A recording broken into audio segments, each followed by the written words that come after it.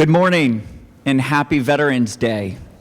Happy, brisk, chilly Veterans Day. I'm very thankful that we can celebrate here inside Sears Auditorium. For those of you who I haven't had the pleasure to meet, I'm Dan O'Neill, and I'm the Veteran Service Officer for Weston. Now, this is a job that even many veterans have not heard of, but there's one of me in every town in our Commonwealth, and my job is to ensure that veterans understand that the benefits that they've earned through their service, and then to receive access to those benefits. And here in Weston, I'm lucky enough to do that for about 200 veterans. So it's my great privilege and honor to work with them every week and to be here today as your MC. I too am a veteran. I served in the U.S. Navy from 1992 to 1996, so about 30 years ago if you're in the audience trying to do the math, and about 30 pounds ago if I'm being completely honest. Veterans Day, of course, is a day when we stop to remember our veterans and to thank them and to show our gratitude. We, of course, celebrate this day every year on the same day at the same time at 11 a.m. on the 11th day of the 11th month. Because, of course, it was then in 1918 when the armistice was signed to end fighting in World War I. And not surprisingly, other Allied nations, Britain, France, they too celebrate and honor their veterans at this time.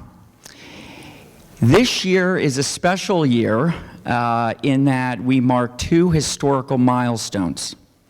2025 is the 50th anniversary of the end of the Vietnam War. And 13 years ago, Congress voted to commemorate this 50th anniversary for 13 years. So that 13-year-long commemoration ends today. But of course, we will always remember and hold in our hearts our Vietnam veterans who served in a war that when they came home, they were too often blamed for, despite the fact that they didn't start it. And we have many Vietnam veterans here today with us. So we use today in part to tell them especially thank you and welcome home. The other historical milestone we celebrate this year is that this year marks the 80th anniversary of the end of fighting in World War II.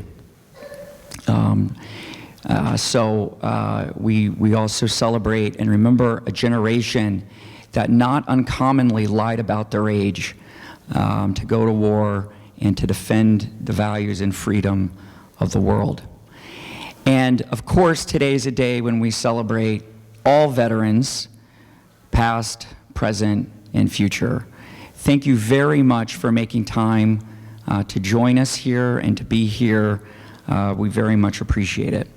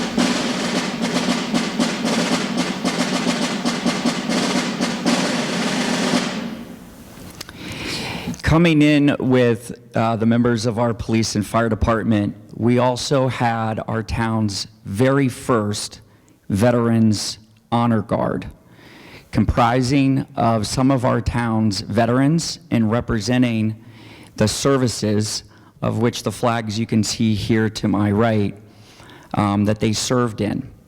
We also had with them members of Weston's Boy Scout Troop 157, who we thank very much for being here and participating in our ceremony.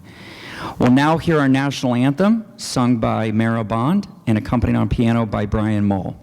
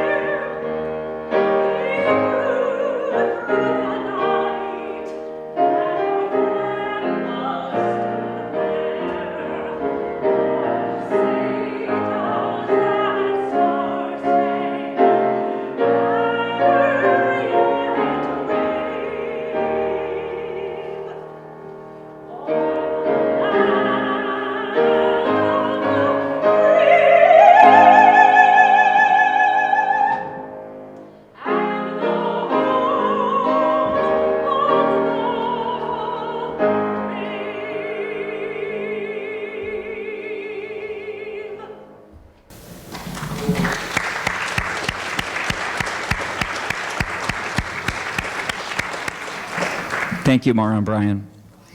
We will now have the Pledge of Allegiance by, again, the Weston Boy Scout Troop 157.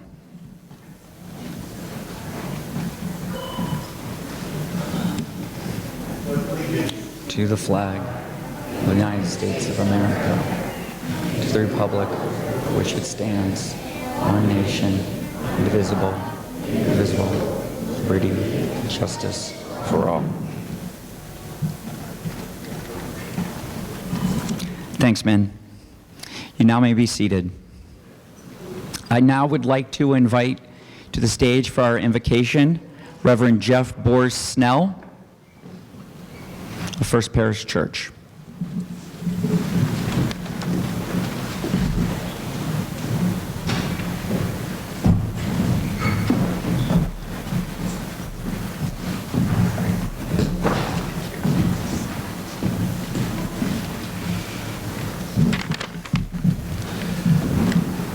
Good morning.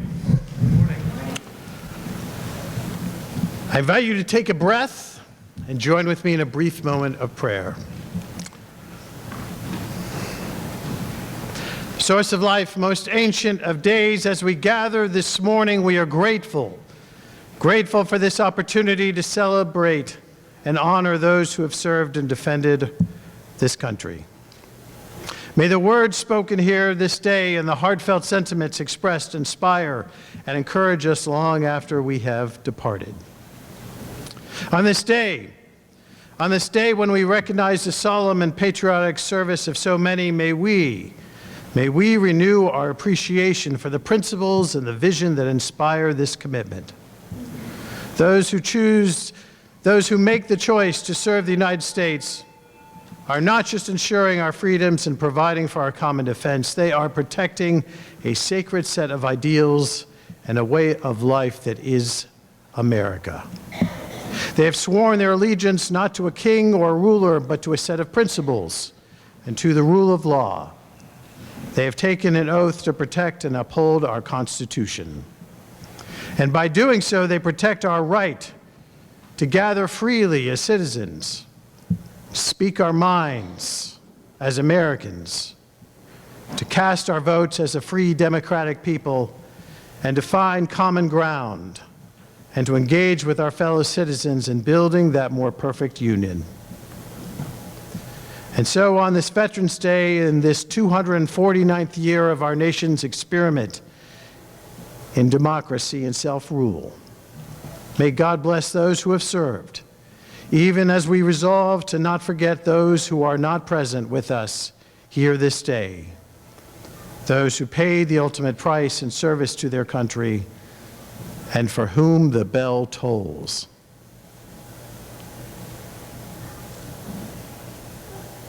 May they rest in peace, and may we continue to remember and honor the service of all who have defended this nation.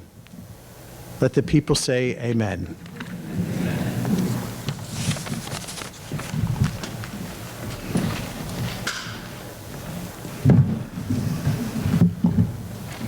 Thank you, Reverend.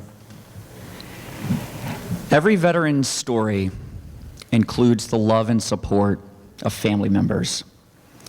And now I would like to introduce two of those family members, Phyllis Ellen Evan and Diane Savoy, who will drape the POW and MIA flag in recognition of those who haven't come home. So, Phyllis and Diane.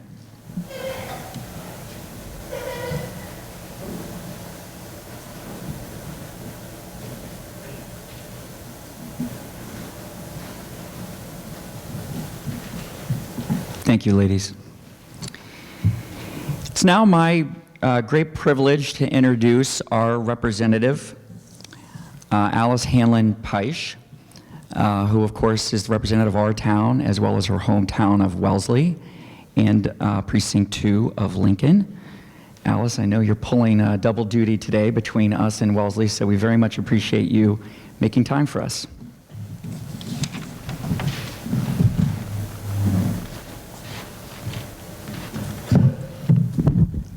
Thank you very much, Dan. And on behalf of the Commonwealth of Massachusetts, and in particular the legislature and the Massachusetts House of Representatives, I'd like to welcome you all here this morning. I would particularly like to welcome and acknowledge all of the veterans who are with us and who are the reason that we have all gathered here today. I'd also like to acknowledge all of the participants, the musicians, the scouts, and others who've joined us this morning, police and fire with the Honor Guard, and those who have put this observance together. As was mentioned, unfortunately, I have to leave early. I apologize in advance. All of the towns observe Veterans Day at exactly the same time every year, the 11th hour of the 11th day of the 11th month, as has already been alluded to. I think it's really important that we continue to have this observance. I note it's one of the few that continues to be on the same date every year. Like July 4th, this is not part of a 3-day weekend, which I think underscores the significance and importance of remembering what this day is about, as opposed to planning a vacation or a holiday around it. So again, I want to thank all of you who have taken the time to come out this morning. And I would like to read to you the proclamation from Governor Healy, which I think really does a nice job of acknowledging the importance and significance of Veterans Day. Whereas, since the Commonwealth's earliest days, thousands of men and women have served our country in defense of freedom and liberty, and whereas on November 11, 1918, after 4 years of conflict, the armistice was signed on the forest of Compiègne by the Allied nations and Germany, ending World War I, quote, the war to end all wars, unquote. And whereas since that day, every November, people from around the nation have gathered to honor our veterans, and whereas in November 2025, the world will commemorate the 10th anniversary of the armistice commemorate the 107th anniversary of the armistice that ended the fighting in World War I at 11 a.m., November 11, 1918, the 11th hour of the 11th day of the 11th month, and where there are approximately 300,000 veterans living in Massachusetts, and whereas in recognition of the sacrifices made by those who have served our great nation, Massachusetts remains committed to supporting its veterans and community through the HERO Act, honoring, empowering, and recognizing our service members and veterans. And whereas today we are reminded of the great sacrifices and contributions our veterans have made to our country, and whereas we honor and salute those who served our country throughout the generations with honor, patriotism, and courage, and whereas it is appropriate that all Massachusetts residents remember the bravery of those who served their country so that their dedication and sacrifices serve as a reminder of the cost of our freedoms. Now, therefore, I, Maura T. Healey, Governor of the Commonwealth of Massachusetts, do hereby proclaim November 11th, 2025 to be Veterans Day. I would also just like to recognize that yesterday we celebrated the 250th anniversary of the Marine Corps, another very significant anniversary. So again, thank you all for coming this morning. Thank you for having me. And most importantly, thank you to all of the veterans who are here for their service.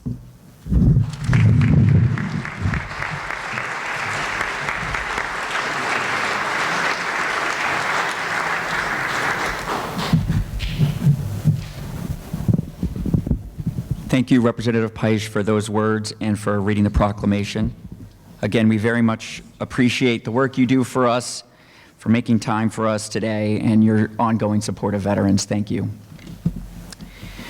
We will now hear again from Maura and Brian, America the Beautiful.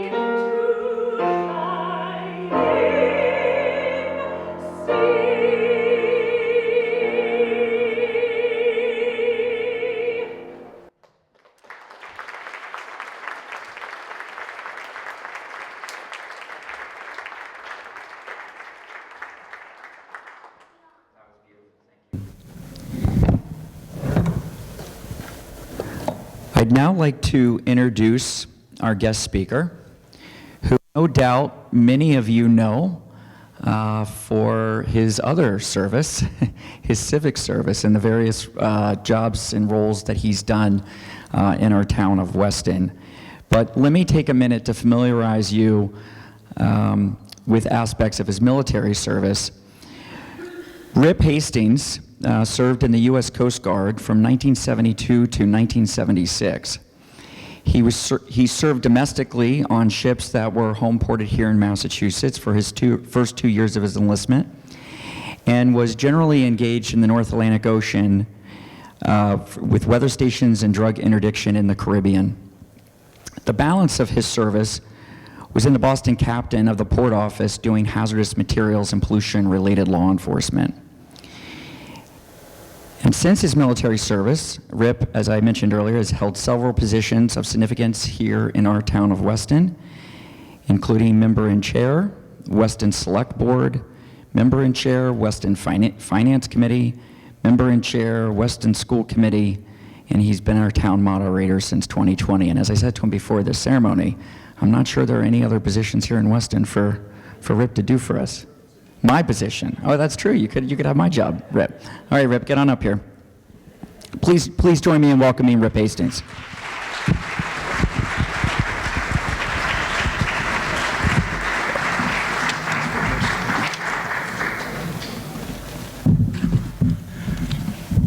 Good morning. Can you hear me okay if I don't get any closer to that microphone? Great. It's a privilege to speak with you today on this consequential day in what I have to disagree slightly with Reverend Barsnell, the 250th year of our independence as a nation. We didn't turn one until after we'd been independent for a year. Fair enough? To all of today's organizers and participants, thank you very much for sustaining and invigorating our gratitude to those who have served in our nation's armed forces. And to all of the veterans whom we honor here today, thank you for your service in sustaining and invigorating the freedoms we are all privileged to enjoy here in the United States of America. There are now, and my numbers may not be exactly right, some 16 million living American veterans, an increasingly elite group representing a mere 6% of our total population. I dare say most, if not all of you veterans, would say that you chose to serve in the military, notwithstanding the draft that may have encouraged some of you to enlist.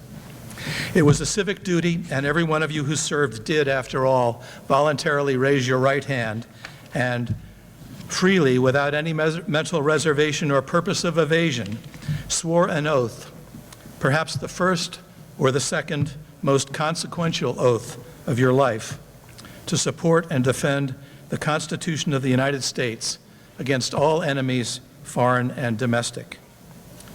Many of today's veterans who swore that oath, more than 500,000 of you, more than 500,000 of us, and many of those with whom I served in the early 1970s, enlisted and served in the U.S. Armed Forces as non-citizens.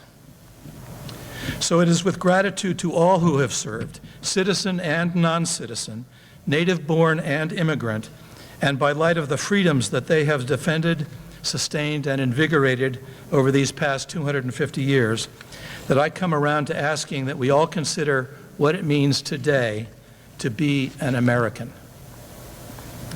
As Ronald Reagan, here I am a Democrat, referring to Ronald Reagan, as Ronald Reagan famously said in his last speech at the White House in January of 1989, you can go to live in France, but you cannot become a Frenchman. You can go to live in Germany or Turkey or Japan, but you cannot become a German or a Turk or Japanese. But anyone from any corner of the earth can come to live in America and become an American. Reagan went on to lift up immigration as the special genius of America. It turns out that it's actually immigration that makes America great. I believe those were his exact words. You may find it odd that a lifelong Democrat like me would be lifting up Ronald Reagan, but it just happens that about this, he was right. To be an American, or perhaps more to the point, to become an American, is to choose a national identity conceived and articulated even before we were fully on our way to becoming a nation. When our founders uttered the fateful words, "We hold these truths to be self-evident, that all men are created equal, that they are endowed by their Creator with certain unalienable rights, that among these are life, liberty, and the pursuit of happiness, that to secure these rights, governments are instituted among men, deriving their just powers from the consent of the governed. Perhaps not fully realizing what they had done, those founders then struggled over the next 11 years to win a war and to adopt a constitution, a legal framework for our nation that from the outset, and even still today, fails fully to realize the lofty purpose for which our government was instituted. From the beginning of our efforts to form a more perfect union, slaves were only 3/5 of a person, and women, if they were remembered at all by the founders at the behest of Abigail Adams, were not to be found in the Constitution. Indeed, even today, the so-called Equal Rights Amendment, which was first proposed in 1928, which was reintroduced and passed in the House in 1971 and passed in the Senate in 1972, which was intended to clarify the status, the constitutional status of women in America. There has evidently been some doubt, and I wonder aloud what the originalists would say. But still, that constitutional amendment is still hanging fire. All of which is to say that America is an ongoing project which begs our ongoing participation. Regardless our status as native-born or immigrant, we're all stakeholders in this enterprise that is the United States of America. And what does that ask of us? I think it asks that we choose to be Americans by actively dedicating ourselves to our founding principles. And what does that mean for us here today? Perhaps we can best honor our veterans by exercising our unalienable rights in the service of those principles. We find ourselves today, as we have often found ourselves as a nation, politically divided. And as has been our tradition when so divided, many Americans have been exercising our rights peaceably to assemble and express our concerns. Concerns about what some perceive as the aggressive exercise of executive power, both domestically and abroad. Concern about creeping authoritarianism and an increasingly imperial and unaccountable executive. I'm sure that we don't all see eye to eye on this. We don't all see it unfolding that way, but many of us are gravely concerned. As we gather here to honor the veterans of our armed forces, may I call out for your special consideration and concern the predicament of our fellow Americans currently serving. Whatever your political affiliation, consider the recent deployment of our armed services, both regular, military, and National Guard, in targeted jurisdictions within our own country and against the wishes of the affected state and local leaders, to support current federal policies of mass deportation and to police the increasingly active and overwhelmingly peaceful protest of those and other federal policies and programs. For veterans, above all others, who know firsthand not only the personal risk of service, but also the necessary constraints upon the personal liberties of those serving, is it not concerning that current service members are being deployed to police the political conduct of fellow citizens? Who speaks for them? Who may speak for them, if not their predecessors in that service? If you are a veteran who believes our government is overstepping its constitutional bounds, as I do, should we not speak up? Of course we should. If you feel otherwise, should you not speak up? Of course you should. Why, just the other day, a neighbor of ours, former Chief Judge of the U.S. District Court for the District of Massachusetts, a federal judge appointed by Ronald Reagan back in 1985, Mark Wolf, formally retired from the federal bench because he could no longer bear to be restrained by what a judge can say or publicly do outside of the courtroom.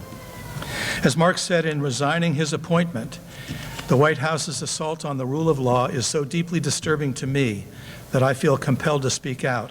Silence for me is now intolerable.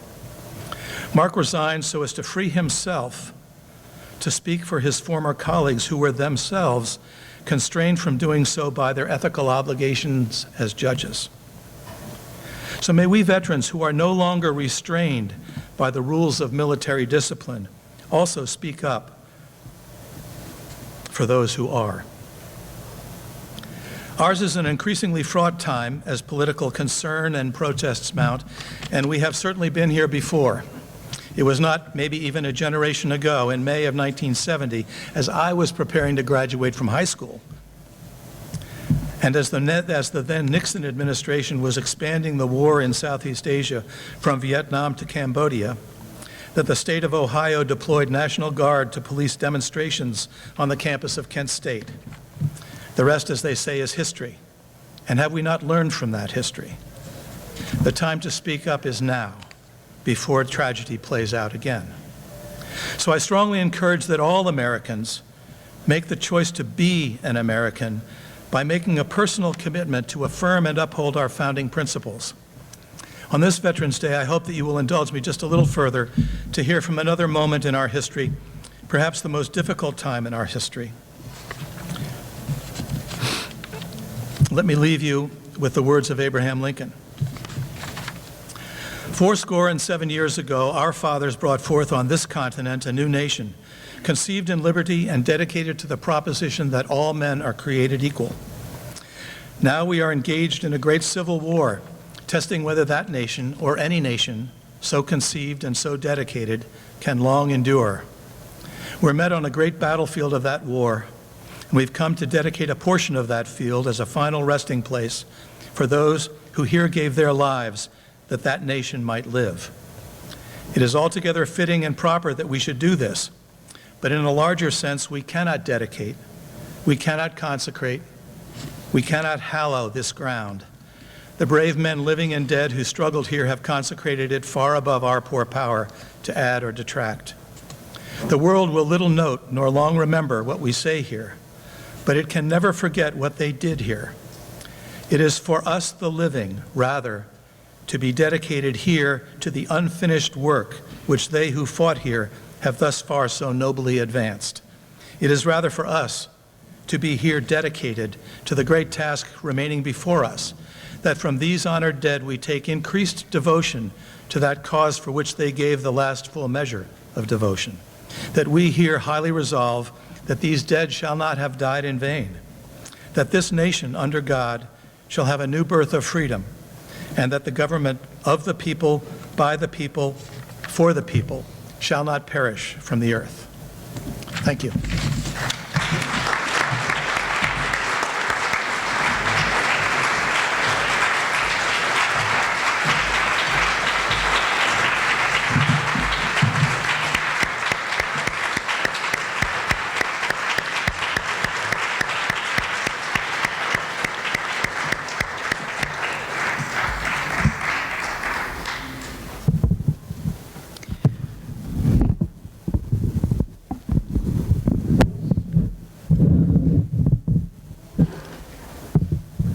Rip, thank you for that. Trying to manage the microphone here. And thank you for your service, and thank you for your continued service to our town. Very much appreciate it. I now would like to ask all veterans who are able to do so to please stand.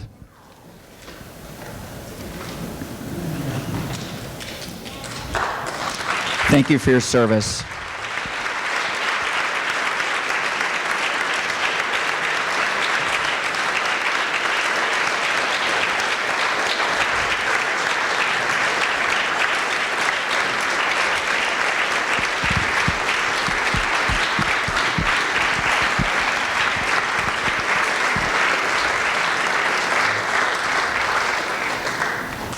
Thank you very much. We will now hear again from Maura and Brian, who will do a special 6th Military Branch musical salute. Down we dive, scuffing our flame from under, off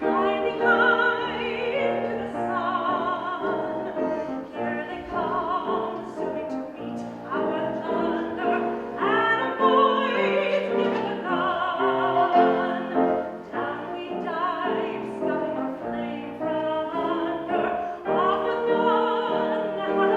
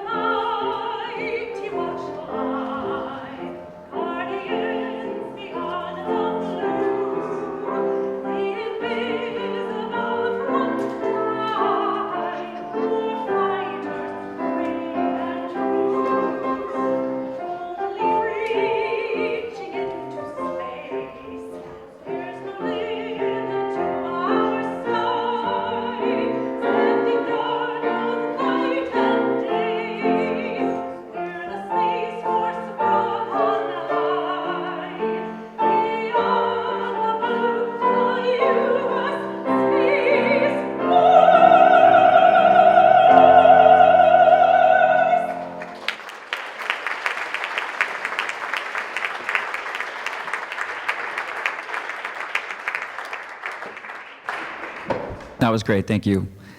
I can't remember the service anthems ever sounding quite that good. Thank you, Maura.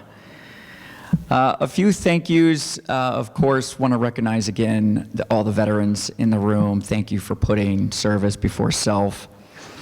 I want to thank the members of our police and fire department who are here with us today and who helped post and will retire the colors. I want to thank the Weston's Boy Scout Troop 157. Thanks, guys. You were terrific today. Of course, want to thank the Reverend for being here, for Rip and his remarks, for all of our participants today. Thank you very, very much. And as was alluded to earlier, just a few people to thank for the ceremony. Our town manager, Leon Gamond, and his staff for their strong support, and in particular, the work of Stephen Adonisio. The planning committee who put this event together, co-chaired by Del Streets Edwards and Shirley Small-Rougeau.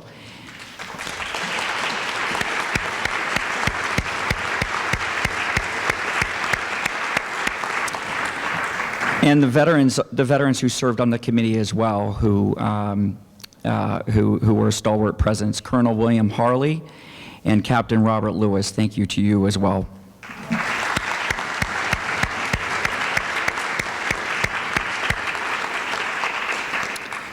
I'd now like to ask Phyllis and Diane if you could retire the POW and MIA flag.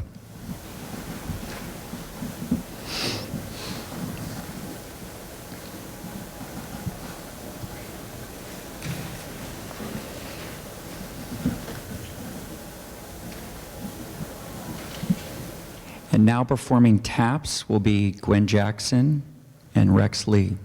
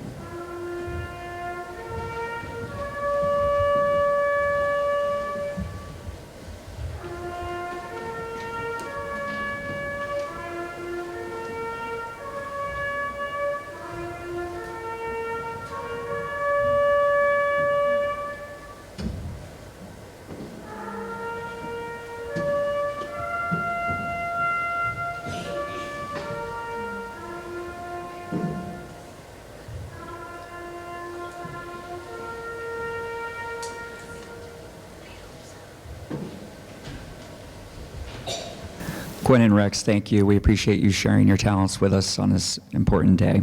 Thanks, guys. I'd now like to invite back up Reverend Jeff Barsnell to do our benediction.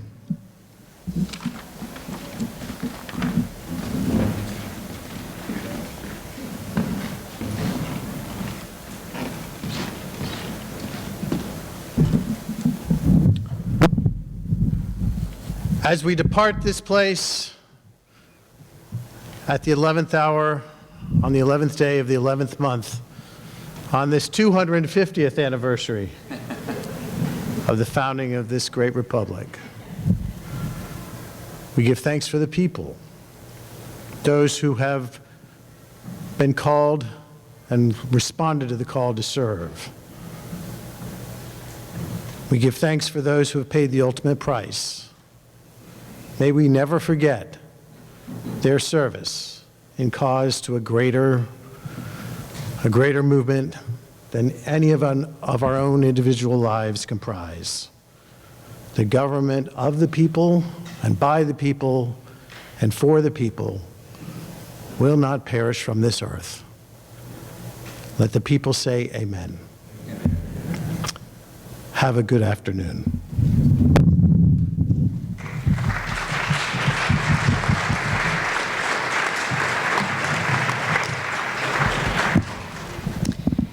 Can I ask if you're able to please stand as we retire the colors and the service flags? Thank you.